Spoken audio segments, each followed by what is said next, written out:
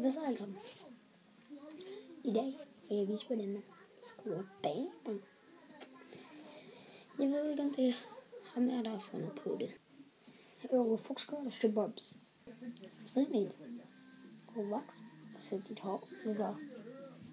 Brug en kat.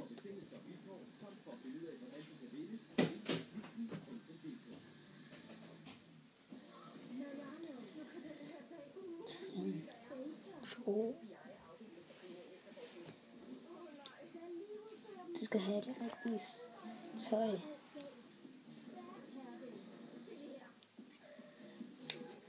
Sådan 3. Du skal have din egen stil. Du skal... Ja. Og hvad hedder det nu? Du skal have et godt smil.